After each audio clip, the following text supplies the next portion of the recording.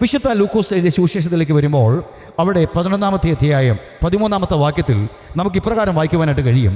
അങ്ങനെ ദോഷികളായ നിങ്ങൾ നിങ്ങളുടെ മക്കൾക്ക് നല്ല ദാനങ്ങളെ കൊടുപ്പാൻ അറിയുന്നു എങ്കിൽ സ്വർഗസ്ഥനായ പിതാവ് തന്നോട് യാചിക്കുന്നവർക്ക് പരിശുദ്ധാത്മാവിനെ എത്ര അധികം കൊടുക്കും. Oh Jesus, hallelujah. ദുഷ്കരമായ പ്രതിബന്ധം നിറഞ്ഞിരിക്കുന്ന പ്രശ്നകലുഷിതമായ പാപനിബിഡമായ പാപത്തിൻ്റെ കരാള കസ്തങ്ങളാൽ വരയപ്പെട്ടിരിക്കുന്ന ഈ താൽക്കാലികമായ ഈ ലോകത്തിൽ നാം പാർക്കുമ്പോൾ ഒരു ദൈവവൈതനെ സംബന്ധിച്ചിടത്തോളം ദൈവത്തിൻ്റെ പരിശുദ്ധാത്മാവ് അടിയന്തരമായി ആവശ്യമാണ്.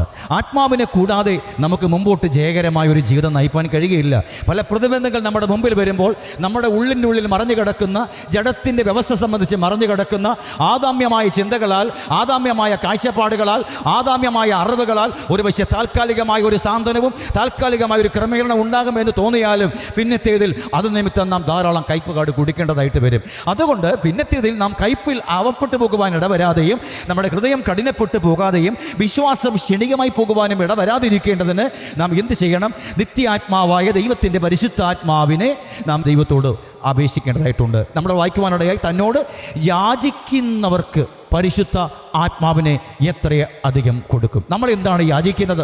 സ്തോത്രം. നമ്മുടെ കണ്ണുകൊണ്ട് കാണുന്ന, ചെവി കൊണ്ട് കേൾക്കുന്ന ഈ ദൃശ്യമായ താൽക്കാലികമായ ഈ ആദാമ്യമായ പാപപങ്കിലമായ ഈ ലോക വ്യവസ്ഥയിൽ നമുക്ക് താൽക്കാലികമായ ചില സുരക്ഷിതങ്ങളും താൽക്കാലികങ്ങളായ ചില കാര്യങ്ങളുമാണ് നാം ദൈവത്തോട് ചോദിക്കുന്നത്.